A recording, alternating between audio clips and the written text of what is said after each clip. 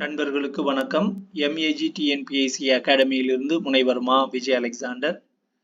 ஜனவரி மாதம் 8ஆம் தேதி, 9ஆம் தேதி மற்றும் 10ஆம் தேதியின் முக்கியமான நடப்பு நிகழ்வுகளை காண்போம். ஆரோக்கியமாக உள்ள 10,000 இந்தியர்களின் மரபணு மாறுபாடுகளின் விரிவான தரவுகளை ஆய்வுக்காக பிரதமர் மோடி வெளியிட்டார். இது உயிரி தொழில்நுட்ப ஆய்வுத் துறையில் மிகப்பெரிய மைல்கல் என்றும் பிரதமர் மோடி தெரிவித்துள்ளார். நாட்டின் மரபணு மாறுபாடுகளின் வரைபடத்தை உருவாக்கும் ஜீனோம் திட்டத்தின்படி ஆரோக்கியமான 10,000 இந்தியர்களின் மரபணு மாறுபாடுகள் சேகரிக்கப்பட்டுள்ளன. புதிய நோய்களை கண்டறியவும் ஏற்கனவே உள்ள நோய்களை குணப்படுத்தவும் இந்த தரவுகள் உதவும் என்று தெரிவிக்கப்பட்டுள்ளது. சுமார் 20க்கும் மேற்பட்ட முன்னணி ஆய்வு நிறுவனங்கள் இந்த தரவுகள் சேமிக்கும் பணியில் முக்கிய பங்காற்றியுள்ளன.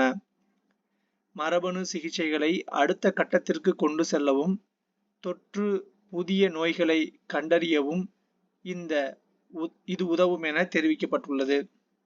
ஸ்பேடெக்ஸ் இரட்டை விண்கலன்களை ஒருங்கிணைக்கும் செயல்பாடுகள் ஜனவரி 10ஆம் தேதி முதல் தொடங்கப்படும் என இஸ்ரோ தெரிவித்துள்ளது. விண்வெளியில் இந்திய ஆய்வு நிலையத்தை 2035ஆம் ஆண்டுக்குள் அமைக்கும் முன்னோட்ட முயற்சியாக ஸ்பேடெக்ஸ் என்னும் ஆய்வு திட்டத்தை இஸ்ரோ செயல்படுத்தியுள்ளது. இதற்காக வடிவமைக்கப்பட்ட ஸ்பேடெக்ஸ் ஏ, ஸ்பேடெக்ஸ் பி ஆகிய 2 விண்கலன்களும் BSLV C-60 ராக்கெட் மூலமாக ஆந்திர மாநிலம் ஸ்ரீஹரிகோட்டாவில் உள்ள ஏவுதளத்தில் இருந்து கடந்த டிசம்பர் 30ஆம் தேதி விண்ணில் செலுத்தி புவிவட்ட பாதையில் நிலைநிறுத்தப்பட்டன. தற்போது இவ்விரு விண்கலன்களும் ஒரே சுற்றுப்பாதையில் குறிப்பிட்ட தொலைவு இடைவெளியில் ஒன்றன் பின் ஒன்றாக வலம் வருகின்றன. இரு விண்கலன்களையும் ஒன்றுக்கொன்று நெருக்கமாக கொண்டு செல்லும் பணிகள் முன்னெடுக்கப்பட்டுள்ளன. ஜூன் 26ஆம் தேதி போதைப் பொருள் துஷ்பிரயோகம் மற்றும் சட்டவிரோத கடத்தலுக்கு எதிரான சர்வதேச தினம் அனுசரிக்கப்படுகிறது. போதைப் பொருள் பயன்படுத்துபவர்களில் 3இல் ஒருவர் பெண் என்பது வேதனைக்குரிய அதிர்ச்சி தரும் தகவலாகும். போதைக்கு அடிமையாவோரில் 85 விழுக்காடு படித்தவர்கள், அதில் 75% இளைஞர்கள் ஆவர். தேசிய போதைப் பொருள் எதிர்ப்பு தினம் ஒவ்வொரு ஆண்டும் அக்டோபர் 2ஆம் தேதி கொண்டாடப்படுகிறது. 2015ஆம் ஆண்டு அக்டோபர் 2ஆம் தேதி முதல் ஒவ்வொரு ஆண்டும் தேசிய போதைப் பொருள் எதிர்ப்பு தினத்தை மத்திய அரசு அறிவித்தது. இந்த நாள் போதைப் பொருள் பயன்பாட்டை கடுமையாக விமர்சித்த மகாத்மா காந்தியின் பிறந்த நாளை குறிக்கிறது. பழைய வாகனங்களை அழிக்கும் கொள்கை செயல்பாட்டை விரைவுபடுத்தவும் மாசுபாட்டை குறைக்கும் பாரத் நிலை 7 அதாவது BS7 அறிமுகப்படுத்தப்படுவதற்கான காலக்கெடு வகுக்க மாநில அரசுகளை வலியுறுத்தியுள்ளதாக மத்திய சாலை போக்குவரத்து மற்றும் நெடுஞ்சாலைகள் துறை அமைச்சர் தெரிவித்துள்ளார். மேலும் நாடு முழுவதும் PUCC 2.0 என்கிற மாசு கட்டுப்பாட்டு சான்றிதழ்களை வழங்குவதற்கான மென்பொருள் பயன்பாட்டை ஏற்றுக்கொள்ளவும் அதை மாநிலங்கள் ஏற்றுக்கொள்வதை உறுதி செய்யப்பட்டதோடு திருத்தப்பட்ட வழிகாட்டுதல்கள் வழங்கப்பட்டுள்ளன. பஞ்சாப் மாநிலம் பதிண்டா மாவட்டத்தில் உள்ள பல்லோ கிராம பஞ்சாயத்தில் திருமண விழாக்களில் மது விருந்து மற்றும் DJ இசை நிகழ்ச்சியை தவிர்க்கும் குடும்பங்களுக்கு ரூபாய் 21,000 ஊக்கத்தொகை அறிவிக்கப்பட்டுள்ளது. ஓராண்டுக்கு முன்பு தொடங்கிய பஞ்சாப் விவசாயிகள் போராட்டம் இப்போது மீண்டும் பெரிய பிரச்சனையாக உருவெடுத்துள்ளது. தலைநகர் டெல்லியை ஒட்டிய பஞ்சாப், ஹரியானா மாநிலங்களின் எல்லையில் போராட்டத்தில் ஈடுபட்டிருக்கும் அரசியல் சார்பற்ற சம்யுக்தா கிசான் மோர்ச்சா அமைப்பின் தலைவர் ஜக்ஜீத் சிங் தலேவால் காலவரையற்ற உண்ணாவிரத போராட்டத்தில் ஈடுபட்டு இருக்கிறார். மறைந்த MS சுவாமிநாதன் தலைமையில் அமைந்த விவசாயிகளுக்கான தேசிய ஆணையம் முன்மொழிந்த ஆலோசனைகள் நிறைவேற்றப்பட வேண்டும் என்பதுதான் விவசாயிகளின் முக்கிய கோரிக்கையாகும். மேலெழுந்த வாரியாக பார்த்தால் போராடும் விவசாயிகளின் கோரிக்கைகளில் நியாயம் இருப்பதாக தோன்றினாலும் கூட அவை குறித்து ஆழமாக சிந்தித்தால் அதில் இருக்கும் பிரச்சனைகள் புரியும். பஞ்சாப், ஹரியானா மாநில விவசாயிகள் குறைந்தபட்ச ஆதரவு விலை உத்தரவாதம் என்பது புதிய பல பிரச்சனைகளுக்கு வழிகோலும். ஏற்கனவே அந்த 2 மாநில விவசாயிகளுக்கும் மிக அதிகமான அளவில் அரசின் விவசாய மானிய ஒதுக்கீடுகள் வழங்கப்படுகின்றன. அரிசி, கோதுமைக்கு வெளியே பருப்பு வகைகள், எண்ணெய் வித்துகள் உள்ளிட்டவையும் கொள்முதல் செய்யப்படும் நிலை ஏற்பட்டால்தான் இந்தியாவின் எல்லா மாநிலங்களும் எல்லா பயிர்களின் தேசிய ஒதுக்கீட்டின் பங்கை பகிர்ந்து கொள்ள முடியும். குறைந்தபட்ச ஆதரவு விலையை அதிகரித்து விவசாயிகளுக்கு வழங்கும்போது அதை சார்ந்து உணவுப் பொருள்களின் விலைவாசியும் அதிகரிக்கும் என்பதை நினைவில் கொள்ள வேண்டும். விவசாயிகளுக்கு உரிய விலை வழங்கும் அதே வேளையில் விலைவாசி உயர்வையும் கட்டுக்குள் வைத்திருக்க வேண்டிய கட்டாயம் மத்திய, மாநில அரசுகளுக்கு உண்டு. அதேபோல விவசாயிகளின் கடன்களை ஒட்டுமொத்தமாக தள்ளுபடி செய்வதன் மூலம் அவர்கள் மீண்டும் கடனாளியாக மாட்டார்கள் என்பதற்கான எவ்வித உத்தரவாதமும் இல்லை. கடன் தள்ளுபடி என்பது சரியான பொருளாதார அணுகுமுறையும் அல்ல என்பது குறிப்பிடத்தக்கது. சிறுபான்மையினர் உரிமைகள் தினம் டிசம்பர் 18. மகாத்மா காந்தி தேசிய ஊரக வேலைவாய்ப்பு திட்டம் என்பது 100 நாள் வேலைவாய்ப்பு திட்டம் ஆகும். நாடு முழுவதும் உள்ள கிராமங்களுக்கு மின் வசதி ஏற்படுத்தி கொடுக்க வேண்டும் என்ற நோக்கில் கடந்த 1969ஆம் ஆண்டு ஊரக மின்மயமாக்கல் நிறுவனம் REC தொடங்கப்பட்டது. தற்போது இது நாட்டின் மின் தேவையை நிறைவு செய்யும் நிறுவனமாக உயர்ந்து இருக்கிறது. அனைத்து வகையான மின் உற்பத்தி திட்டங்களையும் செயல்படுத்தும் வகையில் ரூபாய் 68,000 கோடி மதிப்புமிக்க பொதுத்துறை நிறுவனமாக இயங்கி வருகிறது. கடந்த ஆண்டில் ரூபாய் 14,500 கோடி லாபம் ஈட்டியது. இந்த வகையில் தமிழ்நாடு மின் பகிர்மான கழகத்திற்கு அதிகமான நிதி உதவி அளித்து வருகிறது. கடந்த 9 ஆண்டுகளில் புதுப்பிக்கத்தக்க எரிசக்தி துறை 118% வளர்ச்சி அடைந்திருக்கிறது. உலகின் மிகப்பெரிய 10 சூரிய மின் திட்ட பூங்காக்களில் 4 பூங்காக்கள் இந்தியாவில் உள்ளன. 2030ஆம் ஆண்டு முதல் புதுப்பிக்கத்தக்க எரிசக்தியின் பயன்பாடு 50% இருக்க வேண்டும் என திட்டமிடப்பட்டிருக்கிறது. இதன் மூலம் பெட்ரோல், டீசல், நிலக்கரி பயன்பாடுகளை குறைத்து சுற்றுச்சூழல் மாசுபடுவதையும் புவி வெப்பமயமாதலையும் தடுத்து பருவநிலை மாற்றத்தை சமாளிக்க முடியும். இந்தியாவில் ஏற்கனவே AIDS, cholera, malaria, dengue, polio உள்ளிட்ட 17க்கும் மேற்பட்ட நோய்கள் மக்களை அதிகமான அளவில் பாதித்து உயிரிழப்புகளை ஏற்படுத்துகிற அறிவிக்கக்கூடிய நோய்களாக வகைப்படுத்தப்பட்டு மத்திய அரசால் அறிவிக்கப்பட்டுள்ளன. ஒருவருக்கு தென்படும் நோயின் அறிகுறி, நோயின் தீவிர தன்மை, விரைவான தொற்று பரவல், உயிரிழப்பு ஆகியவற்றின் அடிப்படையில் அந்த நோய் அறிவிக்கக்கூடிய நோய் என்று வகைப்படுத்தப்படுகிறது. அப்படிப்பட்ட நோயால் யாராவது பாதிக்கப்பட்டால் அதனை அருகில் உள்ள மருத்துவமனைகளிலோ அல்லது வட்டார சுகாதார அலுவலரிடம் உடனடியாக தெரிவிக்க வேண்டும். அவ்வாறு செய்ய தவறினால் அது சட்டப்படி குற்றமாகும். அனைத்து மாநில அரசுகளும் ஒன்றிய பிரதேசங்களும் பாம்புக்கடி நோயை அறிவிக்கக்கூடிய நோயாக அறிவிக்க வேண்டும் என்று மத்திய சுகாதார அமைச்சகம் கேட்டுக்கொண்டுள்ளது. பாம்பு கடியினால் ஏற்படும் உயிரிழப்புகள் அதிகரித்து வரும் நிலையில் தமிழ்நாடு அரசு தமிழ்நாடு பொது சுகாதார சட்டம் 1939 கீழ் பாம்பு கடியை அறிவிக்கக்கூடிய நோயாக கடந்த நவம்பர் 6ஆம் தேதி அரசிதழில் அதிகாரப்பூர்வமாக அறிவித்தது குறிப்பிடத்தக்கது. வெளிநாடு வாழ் இந்தியர்கள் தினம் ஜனவரி 9. இந்தியாவின் வளர்ச்சியில் வெளிநாடு வாழ் இந்தியர்களின் பங்களிப்பை கௌரவிக்கும் வகையில் கொண்டாடப்படுகிறது. இது பிரவாசி பாரதிய திவாஸ் என்று அழைக்கப்படும். இந்திய தலைமை தேர்தல் ஆணையர் ராஜீவ் குமார் ஆவார். தேர்தல் ஆணையர்கள் ஞானேஷ்குமார், சுக்பீர் சிங் சாந்து ஆகியோர் ஆவர். தில்லியில் உள்ள 70 தொகுதிகளில் 58 பொது தொகுதிகள், 12 தனி தொகுதிகள் உள்ளன. வாக்காளர் பட்டியலின்படி தில்லியில் 1.55 கோடி வாக்காளர்கள் உள்ளனர். தகவல் அறியும் உரிமை சட்டத்தின் கீழ் அமைக்கப்பட்ட மத்திய மாநில தகவல் ஆணைய காலி பணியிடங்களை 3 மாதங்களில் நிரப்ப வேண்டும் என்று கடந்த 2019ஆம் ஆண்டு உச்சநீதிமன்றம் உத்தரவிட்டது. ஒரே நாடு ஒரே தேர்தல் மசோதாக்களை பரிசீலிக்க அனுமதி அமைக்கப்பட்ட நாடாளுமன்ற கூட்டுக்குழுவின் முதல் கூட்டம் ஜனவரி 8ஆம் தேதி நடைபெற உள்ளது. பாஜக மக்களவை உறுப்பினர் பிபி சௌத்ரி தலைமையில் 39 பேர் கொண்ட கூட்டுக்குழு அமைக்கப்பட்டுள்ளது.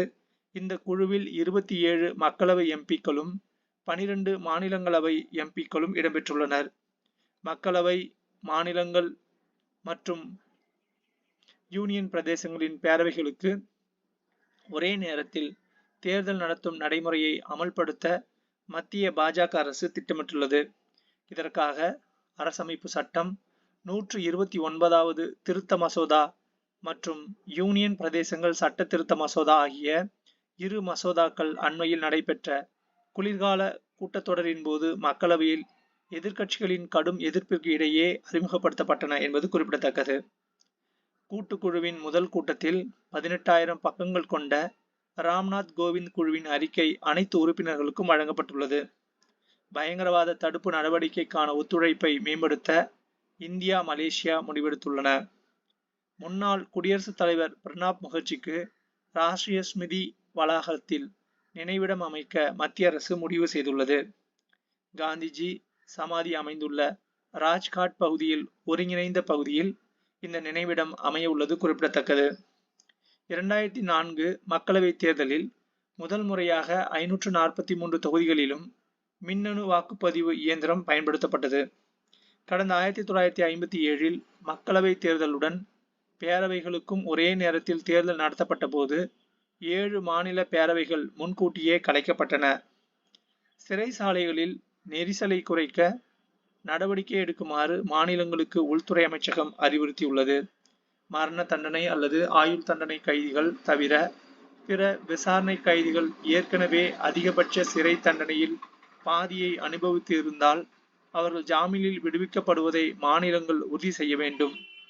இதை வலியுறுத்தும் பாரதிய நியாய சம்ஹிதா சட்டம் பிரிவு 479 கீழ் கைதிகளை விடுவிக்க சிறை கண்காணிப்பாளர்கள் நீதிமன்றத்தில் விண்ணப்பிக்க வேண்டும் என்று அறிவுறுத்தப்பட்டுள்ளது.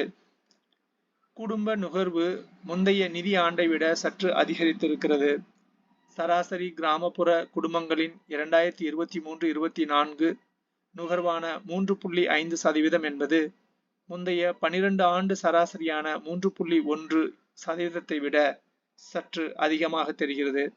அதே நேரத்தில் நகர்ப்புற குடும்ப நுகர்வு 2.65%-இலிருந்து சமீபத்திய ஆய்வின்படி 3.5%-ஆக அதிகரித்திருக்கிறது. கடந்த ஆண்டுடன் ஒப்பிடும்போது நகர்ப்புற குடும்ப நுகர்வு 8.3% அதிகரிப்பையும் கிராமப்புற நுகர்வு 9.2% அதிகரிப்பையும் காட்டுகிறது. 2022-23இல் ரூபாய் 3,773 இருந்த மாதாந்திர நுகர்வு செலவு கிராமப்புறங்களில் 2024-25இல் 4,122 அதிகரித்திருக்கிறது. நகர்ப்புறங்களில் ரூபாய் 6,459 ரூபாய் 6,996 அதிகரித்திருக்கிறது. இந்த அதிகரிப்பின் கணிசமான பகுதி விலைவாசி உயர்வால் ஏற்பட்டிருக்கக்கூடும் என்பதையும் கருத்தில் கொள்ள வேண்டும். அதை கணக்கில் எடுத்துக்கொண்டு பார்த்தாலும் கூட சராசரி நுகர்வு 3.5% அதிகரித்து இருப்பது தெரிகிறது. அதே நேரத்தில் 8.2% ஜிடிபி வளர்ச்சியுடன் மிக குறைவு என்பதையும் குறிப்பிட தோன்றுகிறது. கிராமப்புற குடும்பங்கள் நகர்ப்புறங்களை விட அதிகமாக செலவழிக்க தொடங்கி இருக்கின்றன. 2011-12இல் சராசரி கிராமப்புற செலவுக்கும் நகர்ப்புற செலவுக்குமான இடைவெளி 84% என்றால் 2023-24இல் சராசரியின் இடைவெளி 70% என்பதை ஆய்வுகள் தெரிவிக்கின்றன. ஆர்கானிக் பொருட்களை, அதாவது இயற்கை முறையில் உற்பத்தி செய்யப்படும் பொருட்களை ஏற்றுமதி செய்வதற்கான நடைமுறையை மத்திய அரசு வெளியிட்டுள்ளது. NBOB தரநிலைகளுக்கு ஏற்ப உற்பத்தி, பதப்படுத்துதல், பேக்கிங் மற்றும் லேபிளிடப்பட்டிருந்தால் மட்டுமே ஆர்கானிக் பொருட்களை ஏற்றுமதி செய்ய சான்றளிக்க முடியும் என்று தெரிவிக்கப்பட்டுள்ளது. 2030ஆம் ஆண்டுக்குள் $2 பில்லியன், அதாவது சுமார் ரூபாய் 17,000 கோடி மதிப்பில் ஆர்கானிக் உணவுப் பொருட்களை ஏற்றுமதி செய்ய மத்திய அரசு இலக்கு நிர்ணயித்துள்ளது. மொத்த நிலையான மூலதன உருவாக்கம் அதாவது பொது மற்றும் தனியார் உருவாக்கம் வளர்ச்சி விகிதம் கடந்த ஆண்டை விட 9% நடப்பாண்டு குறையும் 6.4% என்று மத்திய அரசின் மதிப்பீடுகள் தெரிவித்துள்ளன. நிகழ் நிதியாண்டில் நாட்டின் பொருளாதார வளர்ச்சி 6.4% இருக்கும் என்று தேசிய புள்ளியியல் அலுவலகம் NSO மதிப்பிட்டுள்ளது. இதன் மூலம் 4 ஆண்டுகளில் இல்லாத அளவுக்கு நிகழ் நிதியாண்டில் பொருளாதார வளர்ச்சி சரிய வாய்ப்புள்ளது தெரிய வந்துள்ளது. 2020-21 நிதியாண்டு கரோனா பரவலின் போது நாட்டின் பொருளாதார வளர்ச்சி 5.8% சரிந்தது குறிப்பிடத்தக்கது. இலவசங்கள் வேண்டுமா அல்லது சிறந்த உள்கட்டமைப்பு உடைய சாலைகள், கால்வாய்கள், குடிநீர் விநியோகம் போன்ற வசதிகள் வேண்டுமா என்பதை குடிமக்களே தீர்மானிக்க வேண்டும் என 16வது நிதிக்குழுவின் தலைவர் அரவிந்த் பனகரியா தெரிவித்துள்ளார். தமிழக அரசு சார்பில் வழங்கப்படும் பெருந்தலைவர் காமராஜர் விருதுக்கு தமிழ்நாடு காங்கிரஸ் முன்னாள் தலைவர் KV தங்கபாலு தேர்வு செய்யப்பட்டுள்ளார். தமிழ் வளர்ச்சிக்கு சிறந்த பங்களிப்புகளை வழங்கிய 26 பேருக்கு 2023 ஆண்டுக்கான பல்வேறு விருதுகளை தமிழ் வளர்ச்சி மற்றும் செய்தித்துறை அமைச்சர் சாமிநாதன் வழங்கினார். கபிலர் விருது கவிஞர் முத்தரசன், உவேசா விருது முனைவர் ராமநாதன், கம்பர் விருது முனைவர் மா.பெ. சீனிவாசன், சொல்லின் செல்வர் விருது முனைவர் பர்வின் சுல்தானா, உமறு புலவர் விருது சையது காதர் உசேன், GU போப் விருது முனைவர் முருகன், இளங்கோவடிகள் விருது முனைவர் சிலம்பு செல்வராசு, அம்மா இலக்கிய விருது முனைவர் சரளா ராசகோபாலன், சிங்காரவேலர் விருது மு. சுப்பிரமணி, அயோத்திதாச பண்டிதர் விருது முனைவர் மு. சச்சிதானந்தம், மறைமலை அடிகளார் விருது புலவர் ராமலிங்கம், அருட்பெருஞ்சோதி வள்ளலார் விருது முனைவர் ப. அருள் செல்வி, காரைக்கால் அம்மையார் விருது முனைவர் கி. மஞ்சுளா, சி. ப. ஆதித்தனார் திங்களிதழ் விருது சட்டக்கதிர் ஆசிரியர் முனைவர் VRS சம்பத், முதலமைச்சர் கணினி தமிழ் விருது முனைவர் ரா. அகிலன், சங்க இலக்கிய உருபணியல் பகுப்பான் மென்பொருள். சென்னையில் தமிழ் வளர்ச்சித்துறை சார்பில் நடைபெற்ற விழாவில் 2023 ஆண்டுக்கான தமிழ்த்தாய் விருது தென்காசி திருவள்ளுவர் கழகத்திற்கு வழங்கப்பட்டது. தென்காசி திருவள்ளுவர் கழகம் கடந்த 1927 தொடங்கப்பட்டது. துணை வேந்தர்களை நியமிப்பது தொடர்பான பல்கலைக்கழக மானிய குழுவின் வரைவு விதிகளை திரும்ப பெற கோரும் தீர்மானம் சட்டப்பேரவையில் குரல் வாக்கெடுப்பு மூலம் நிறைவேறியது. திண்டுக்கலை அடுத்த காந்தி கிராமிய பல்கலைக்கழகத்தில் ரூபாய் 8.44 கோடியில் 1 மெகாவாட் சூரிய மின் உற்பத்தி பூங்கா தொடங்குவதற்கான மத்திய மின்துறை அமைச்சகம் ஊரக மின்மயமாக்கல் நிறுவன REC அறக்கட்டளையுடன் புரிந்துணர்வு ஒப்பந்தம் கையொப்பமிடப்பட்டுள்ளது. காந்தி கிராமிய பல்கலைக்கழகத்தில் தொடங்கப்பட்ட சூரிய மின்சக்தி பூங்கா மூலம் இந்த பல்கலைக்கழகத்துக்கு தேவையான மின்சாரம் முழுமையாக உற்பத்தி செய்யப்படும். இதனால் மின் கட்டணம் மூலம் ஆண்டொன்றுக்கு ஏற்படும் செலவு ரூபாய் 1.5 கோடி சேமிக்கப்படும் என தெரிவிக்கப்பட்டுள்ளது. தமிழக பாரா பேட்மிண்டன் வீராங்கனை துளசிமதி முருகேசனுக்கு அண்மையில் அர்ஜுனா விருது அறிவிக்கப்பட்டுள்ளது. கடந்த ஆண்டு பாரிஸ் பாராலிம்பிக் போட்டியில் வெள்ளி பதக்கம் என்று அசத்தியிருக்கும் அவருக்கு மத்திய அரசு அர்ஜுனா விருது அறிவித்துள்ளது குறிப்பிடத்தக்கது. கோகோ உலகக்கோப்பை போட்டியில் பங்கேற்க இருக்கும் இந்திய ஆடவர் மகளிர் அணிகள் பிரிவுக்கு கேப்டனாக பிரதிக் வாய்க்கரும் பிரியங்கா இங்கிலேவும் அறிவிக்கப்பட்டுள்ளனர். நண்பர்களே, மன்னிக்கவும், கொக்கோ என்று போட்டிருக்காங்க, அது கோகோ என்பதை நீங்கள் தயவு செய்து மாற்றிக்கொள்ளுங்கள். பிரதிக் வாய்க்கருக்கும் பிரியங்கா இங்கிலேவும் கேப்டன்களாக அறிவிக்கப்பட்டுள்ளனர். மேக் இன் இந்தியா முன் முயற்சிக்கு ஊக்கமளிக்கும் வகையில் லெபனானில் உள்ள ஐநா இடைக்கால பாதுகாப்பு படையில் ஈடுபட்டுள்ள இந்திய இராணுவ வீரர்களுக்கு இந்தியாவில் தயாரிக்கப்பட்ட 62 வாகனங்களை வழங்க மத்திய அரசு முடிவு செய்துள்ளது. சீனாவின் தன்னாட்சி பகுதி திபெத் ஆகும். கனடாவில் 18 லட்சம் இந்திய வம்சாவளியினர் இருக்கிறார்கள். அவர்களில் கணிசமானவர்கள் சீக்கியர்கள் ஆவர். கனடாவின் மக்கள் தொகையில் 3%க்கும் அதிகமான இந்தியர்கள் வாழ்கிறார்கள். 4 லட்சத்துக்கும் அதிகமான இந்திய மாணவர்கள் கனடாவில் வசிக்கிறார்கள். நன்றி.